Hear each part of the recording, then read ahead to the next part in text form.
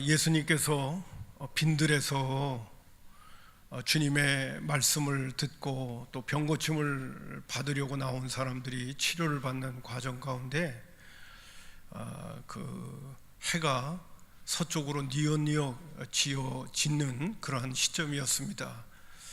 제가 다른 복음성과 연결시켜서 오늘 요한복음 6장에 있는 말씀을 좀 이렇게 설명을 드린다면, 제자들이 주님 앞에 나와서 주님, 이 사람들이 오늘 이 저녁을 챙기지 못하고 집으로 돌아가다가는 아마나도 기진할 것 같습니다. 그러면서 걱정을 했습니다. 예수님께서 빈들에 나와 있는 그 많은 사람들을 앉혀놓게 하고 어린 소년이 갖고 온 물고기 2마리와 보리떡 5덩어리를 가지시고 축사하신 다음에 5,000명을 먹이시는 정말 기적의 사건을 예수님께서 일으키시게 되어집니다. 하나님께서 이 자연의 원리를 주셨음에도 불구하고 어떤 면에서 물고기 2마리와 보리떡 5덩어리로 5,000명을 먹인다는 것은 자연의 원리를 깨는 거죠. 기적과 표적이라고 하는 것은 어떤 면에서 하나님이 기본적으로 만드신 자연의 섭리와 원리를 깨트리는 겁니다. 그러니까 사람들이 휘둥그레지는 거죠. 야, 이런 일도 있을 수 있나? 물고기 2마리와 갖고 보리떡 5덩어리로 5,000명을 먹이는 사건이 일어나니까 뭐 지금 시대에 우리들은 배고르는 적이 없지만 그 당시에는 하루 한 끼를 해결하는 일이 그들에게는 심각한 문제였거든요. 그런데 먹는 문제를 해결하게 된 거예요. 그래서 요한복음 6장에 보게 되면 예수님을 임금 삼으려고 하는 그런 모습을 봅니다. 예수님께서 여러분들도 성경 말씀을 보면 알겠지만 먹는 문제 해결해 주시기만을 위해서 이 땅에 오신 건 아니거든요. 정말 중요한 하늘의 은총을 위해서 예수님이 이 땅에 오신 거기 때문에 예수님께서 그 자리를 떠나십니다. 그리고 산으로 올라가시죠. 그 다음에 이제 제자들은 그 배를 타고 갈릴리 건너편에 있는 가버나움이라고 하는 곳으로 가게 하십니다. 그리고 밤에 예수님은 산에서 기도를 하시는데, 가만히 보니까 갈릴리 바다는 때때로 이 풍랑이 아주 돌변하게 일어날 때가 있거든요. 근데 풍랑이 너무 또 심하게 일어난 거예요. 제자들이 배를 타고 가긴 가는데 목적지인 가버나움 땅으로 당도를 못하고 갈릴리 바다 중간에서 계속 헤매고 있는 거예요. 안 되겠다 싶어서 예수님께서 급히 그들을 돌봐야 되기 때문에 무리를 걸어서 제자들에게 오는 겁니다. 여러분 생각을 해보세요. 사람이 무리를 걸으면 빠져야 자연에 잊히잖아요. 하나님이 무거운 물건이 있으면 물속에다가 넣으면 무리에 뜨면 안 돼요. 그건 자연의 이치, 하나님이 만든 자연의 원리를 깨트리는 거예요.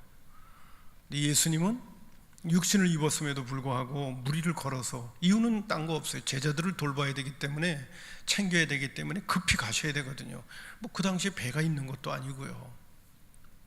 무리를 걸어서 제자들에게 와서 풍랑 때문에 목적지를 향하여 가지 못하고 헤매고 있었던 제자들을 돌보시고 목적지에 다다를 수 있도록 그렇게 인도를 해주시게 됩니다.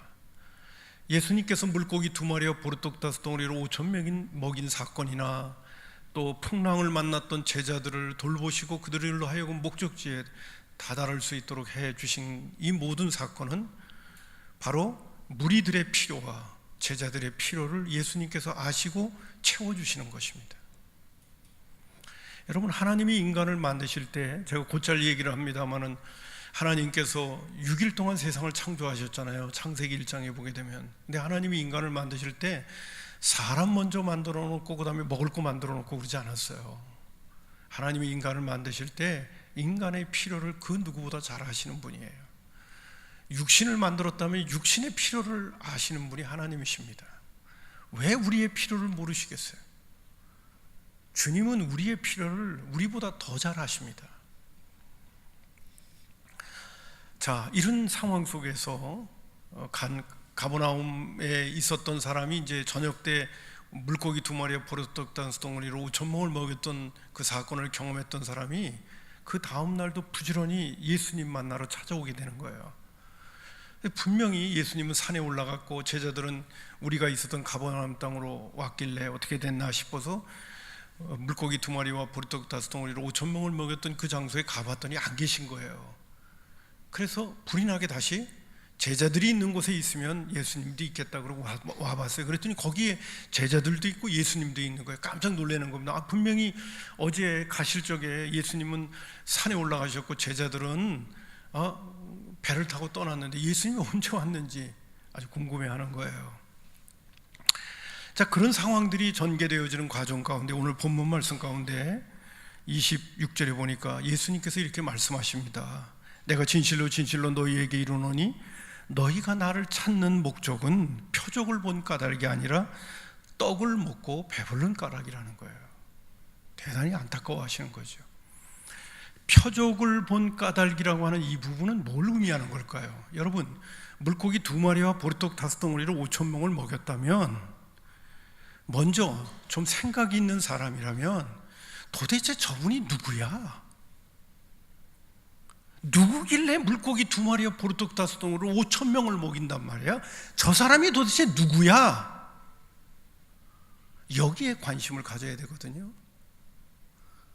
근데 물고기 2마리와 보리떡 5덩어리로 5,000명을 먹인 그 주인공에 관심을 잊지 않고 계속 그들의 관심은 배부름에 관심이 있는 거예요. 이 부분에 대해서 예수님은 너무 안타까운 거죠.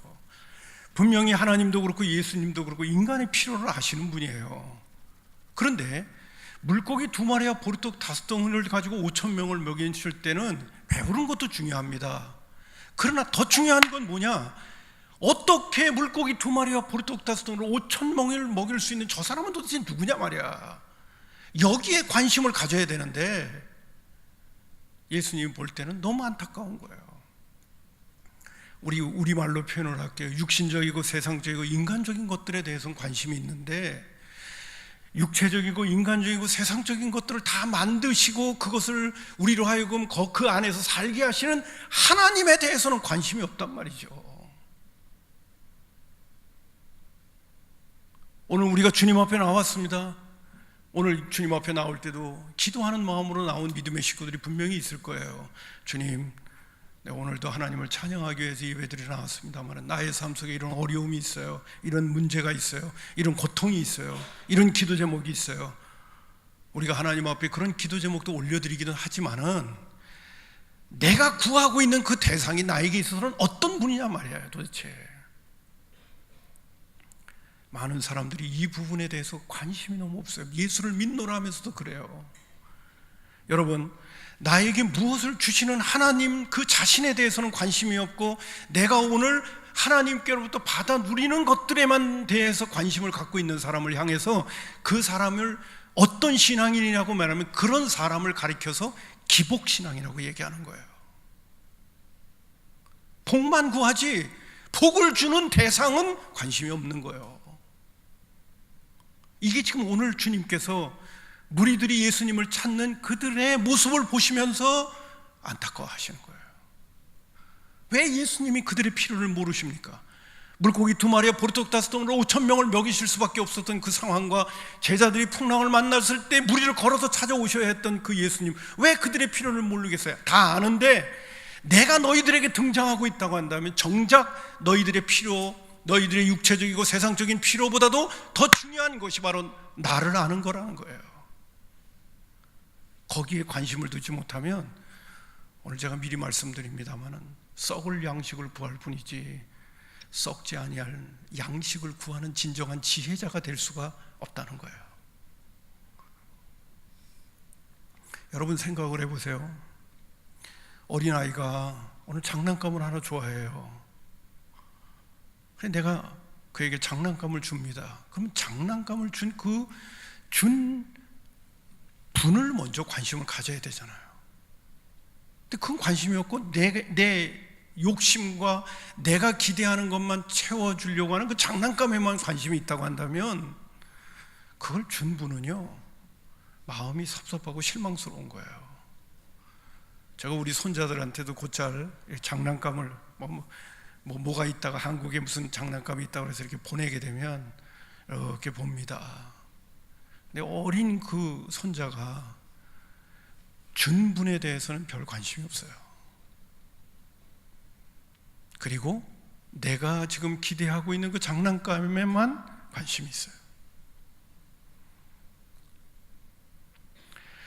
나에게 무엇을 주시는 그 분에 대해서 정말 관심이 있고 그분을 알게 되면 그게 진짜 복이거든요. 근데 오늘날 많은 사람들이 그 부분에 대해서 눈이 떠 있질 않아요. 뭔가 열심히 구해요. 열심히 찾아요. 열심히 신에게 도움을 청하는데 그 신이 도대체 누구냐 말이야. 나에게 왜 그런 것들을 줘야 되고 그분이 도대체 누구냐. 이 부분에 대해서는 너무 관심이 없는 거예요. 그렇게 되면 우리 주님이 더 주고 싶어도 못 줘요. 그 부분입니다.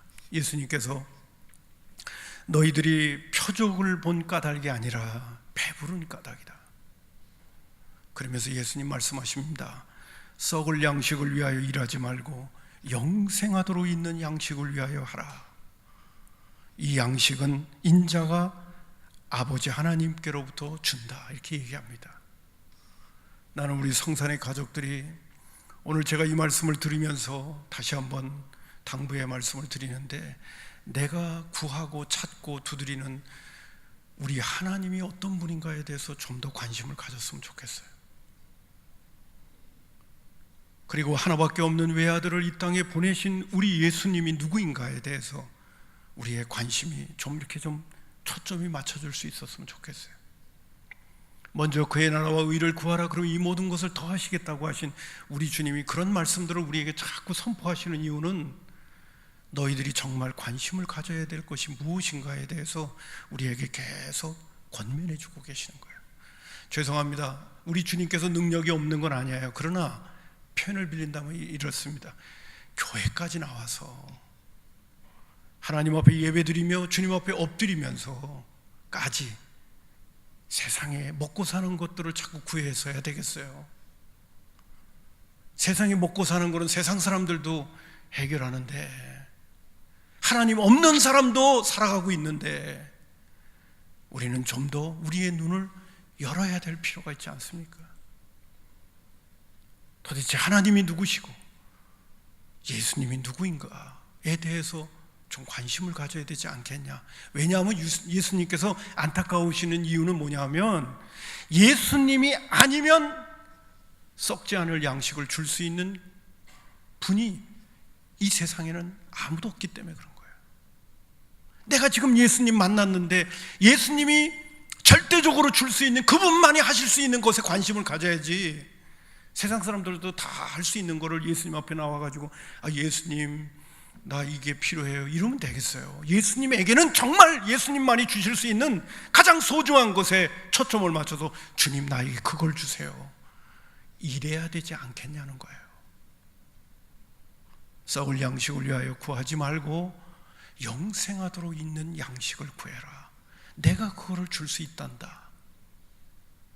그건 구하지 않고 계속 썩을 양식에만 눈이 혈안이 되어져 있다면 주님께서 답답해 하실 수밖에 없고 안타까워 하실 수밖에 없잖아요. 주님이 썩을 양식을 주지 못한다는 얘기가 아니에요. 다시 한번 강조합니다. 주님이 썩을 양식을 주실 수 없는 능력이 없는 분이 아니에요. 있어요, 우리 주님. 그러나 우리 주님만이 주실 수 있는 가장 소중하고 가치 있고 귀한 거를 예수님 앞에 구할 수 있는 그런 지혜자가 되어야 되지 않겠냐 하는 이야기를 예수님이 하고 계시는 거예요. 영생하도록 있는 양식은 예수님이 아니면 그 줄 수 있는 그 누구도 없기 때문에 그런 거거든요.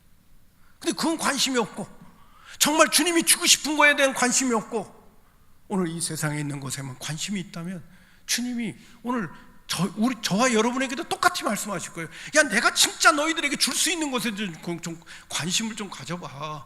교회당에 나오면 우리 주님과 우리 하나님이 주실 수 있는 정말 중요한 거에 대해서 관심을 좀 가져봐.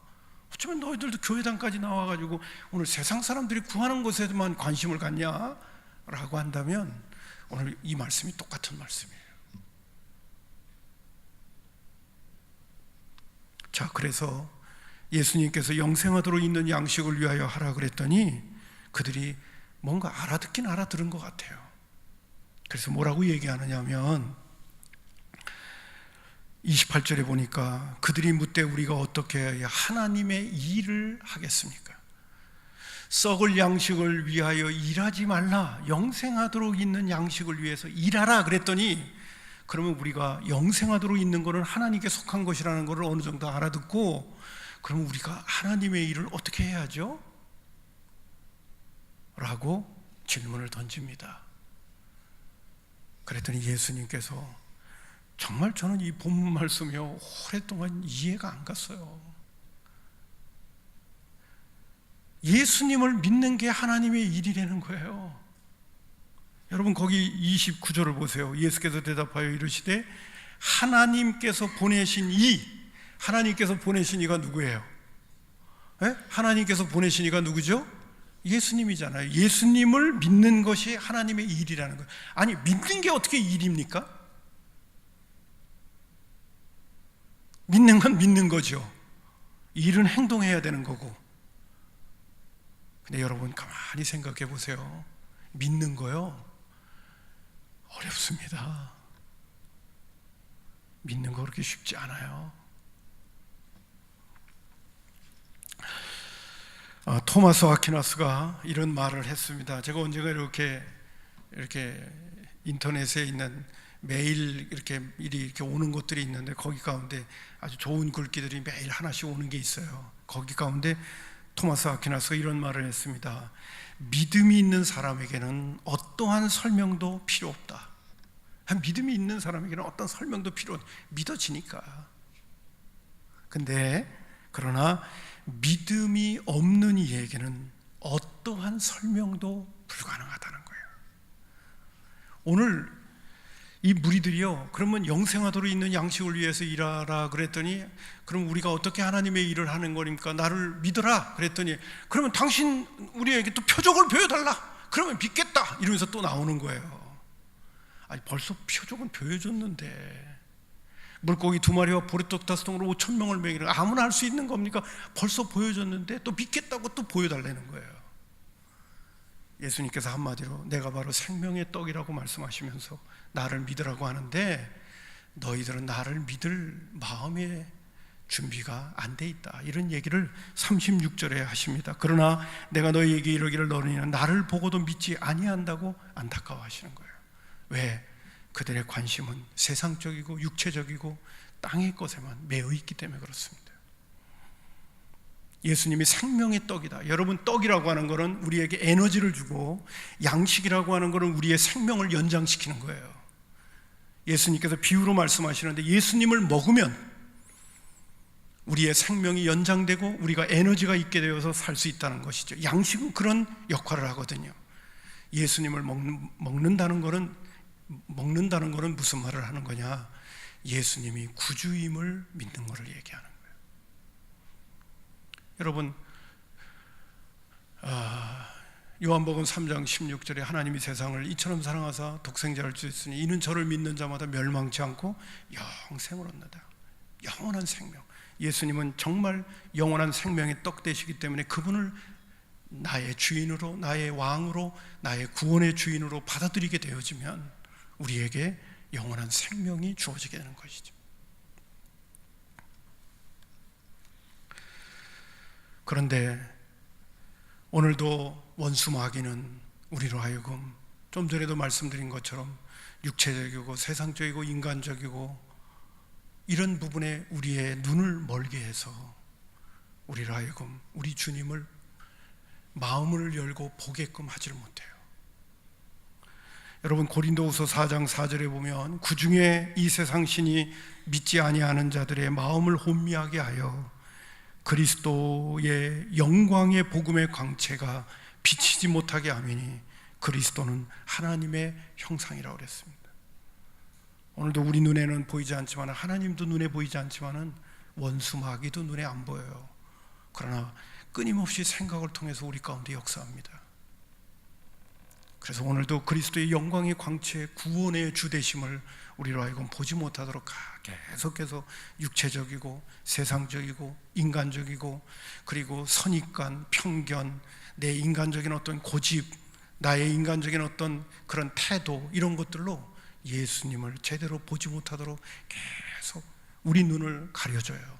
그래서 주님에 대해서, 우리 예수님에 대해서, 우리 하나님에 대해서 별 관심을 갖지 않게 하는 거예요. 곧잘 어떤 사람은 그래요. 먹고 살기도 바빴는데 무슨 예수냐. 그런 사람은 예수 믿을 수가 없죠. 우리는 우리의 내면 속에 뭔가 이 세상에 있는 것으로 채울 수 없는 그러한 허무함과 공허와, 그리고 목마름이 있는 것을 깊이 니고데모처럼 정직하게 보면서 내가 어떻게 해야 이 내면에 있는 이 불만족과 이 목마름을 어떻게 채울 수 있을까? 그리고 주의 말씀이 들려올 때 귀를 기울이고 주의 말씀에 귀를 기울이며 그 말씀을 청종하게 되려고 하는 그 마음이 있어야 주께서 우리에게 믿음을 주시는 거예요. 나는 우리 성산의 가족들이 오늘도 주님 앞에 나올 때 썩을 양식이 아니라 썩지 아니할 양식을 위해서 우리가 계속해서 관심을 가질 수 있는 지혜로운 믿음의 식구들이 될 수 있기를 주님의 이름으로 축복합니다. 그리고 예수를 믿는다는 것은 예수님이 나의 구원의 주인이라고 하는 걸 믿는 거예요. 이게 썩지 아니할 영생하도록 있는 양식을 먹는 겁니다.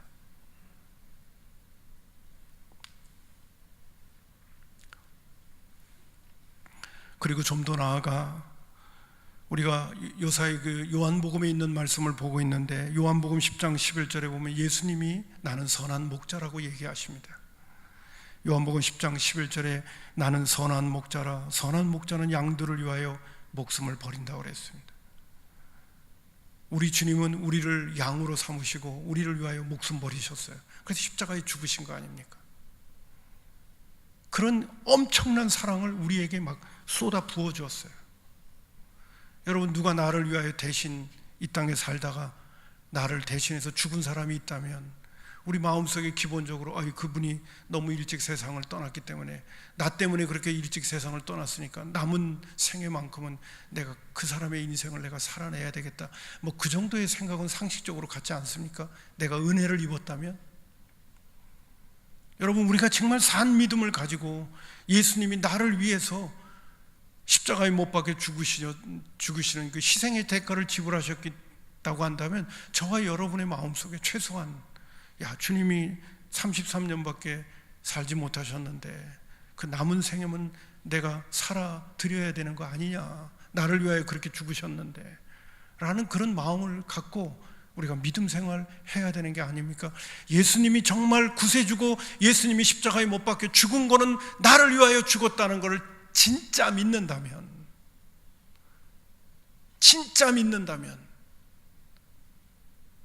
우리가 예수 믿고 구원받은 다음에 우리의 마음속에 주어지는 자연스러운 결단, 자연스러운 고백이, 내가 이제 주님께서 나를 위하여 죽으셨는데 이제 내가 남은 생에는 주를 위해 살아야 되는 거 아닌가, 이런 마음이 자연스럽게 들어야 돼요. 이런 마음이 안 들면 나 예수 지금 아직 제대로 믿는 거 아니에요. 제가 전에도 말씀드렸습니다만 하늘의 은혜가 우리 가운데 오면 우리 안에는 지각 변동이 일어나게끔 돼 있어요. 받은 은혜가 너무 크고 놀랐기 때문에 우리 안에서 지각 변동이 일어난다니까요. 그것이 바로 오늘 예수님은 우리에게 선한 목자라고 말씀합니다. 선한 목자, 그분이 주님 앞에 가는 그날까지 나와 함께 계시겠다고 말씀하고 계시는데, 여러분, 예수 믿는 사람들이 얼마나 행복한 사람들입니까? 나를 위하여 목숨까지 버리신 그 선한 목자가 내 인생을 인도해 가신다고 하는데, 내가 그분의 말씀을 듣지 않으면 누구 말을 듣겠습니까? 하나님의 말씀을 듣는 거 힘들고 어려워. 그러나 힘들고 어려워도 선한 목자가 우리에게 주신 말씀이니까 우직하게 믿음으로 그 말씀에 순종하며 따라가게 되면 과정은 우리가 이해할 수 없는 상황들이 우리에게 벌어질 수 있을런지 몰라도 결과는 선한 목자가 책임질 거 아니겠습니까? 할렐루야. 여러분, 오늘 정말 나는 믿음이 있는 사람인가? 예수님에 대한 진짜 믿음이 있는 사람인가? 하나님에 대한 진짜 믿음이 있는 사람인가? 여러분 다시 한번 생각해 보시면서요, 성경은 우리에게 우리 하나님과 우리 예수님은 우리에게 놀라운 분이라고 얘기하십니다. 그분을 믿기만 한다면 우리의 삶 속에는 놀라운 변화뿐만 아니라 놀라운 은혜와 축복이 우리의 삶 속에 펼쳐질 수밖에 없다고 성경은 우리에게 말해주고 있습니다. 주 예수보다는 귀한 것은 없다고 할 수밖에 없고, 이 세상의 부귀와 명예와 행복과도 바꿀 수 없는 분이 우리 주님일 수밖에 없다고 찬송가도 그렇게 얘기하고 있는데, 우리는 그 정도의 눈은 우리가 떠줘야 되지 않겠습니까? 그 정도의 믿음을 우리가 갖고 신앙생활을 해야 되지 않겠냐 하는 것입니다. 아멘입니다. 그런 의미에서 우리 예수님을 믿는다는 것이 쉬운 일이 아니다. 그것은 어떻게 우리가 하나님의 일을 하오리까? 나를 믿는 게 하나님의 일이다. 여러분, 우리 하나님과 우리 예수님을 신실하게 믿고 신뢰하고 따를 수 있는 믿음을 갖는다는 일이 쉬운 일이 아니다. 그렇기 때문에 이 하나님의 일에 우리가 좀 더 관심을 가지고 집중하자. 하나님의 일은 뭡니까? 주님을 믿는 거예요. 여러분, 믿으면, 제대로 믿으면 역사가 일어나는 거예요. 우리가 오늘도 반신반의하고 제대로 믿지 못하니까 우리 안에 지각 변동이 일어나지 않는 거죠. 나는 오늘 이 아침 시간에 주님 앞에 나온 믿음의 식구들이 하나님의 일에 좀 더 관심을 가지고 내가 예수 좀 잘 믿어봐야 되겠다, 예수님을 좀 더 신뢰해 봐야 되겠다, 주여 나에게 믿음을 주옵소서. 제가 우리 믿음의 식구들에게도 늘 그런 말씀을 드리잖아요. 우리가 예수 믿으면 우리 주님께서 우리 마음에 와 계시다.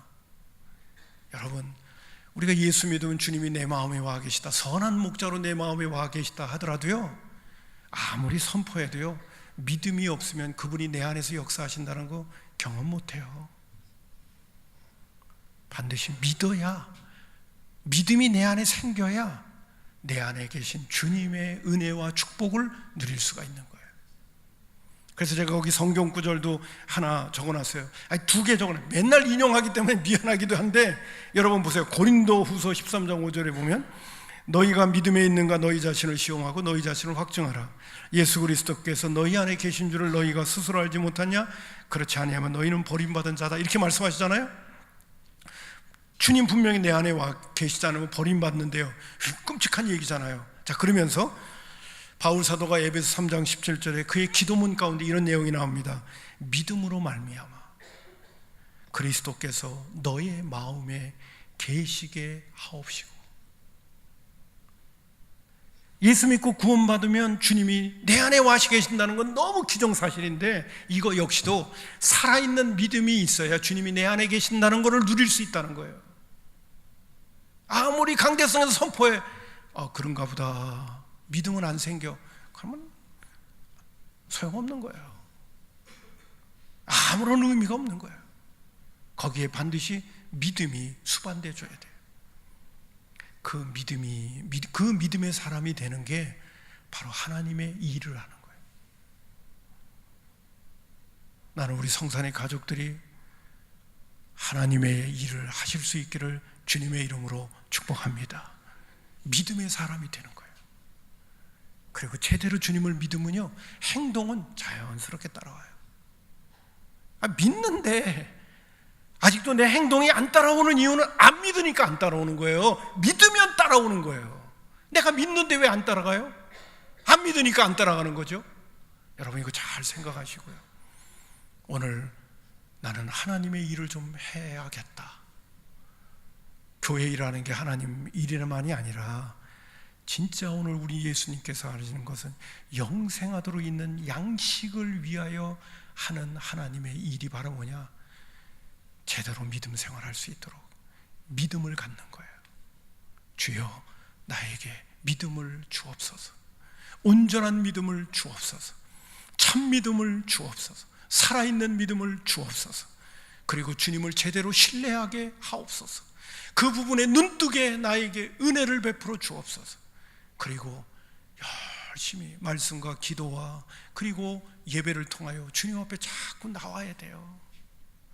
주님 앞에 나아가서 그 믿음 달라고, 그 믿음의 사람 되어야 될 당위성을 가지고 주님께 찾고 구하고 두드리는 그러한 열망이 우리 가운데 있는 것, 그게 바로 하나님의 일이에요. 나는 우리 성산의 가족들이 이 하나님의 일에 정말 관심을 가지고 산 믿음을 가지고 주님을 섬기는 그런 복된 주의 자녀들이 되기를 주님의 이름으로 축복합니다. 기도하겠습니다. 고마우신 아버지 하나님, 오늘 예수님께서 썩을 양식을 위하여 일하지 말고 영생한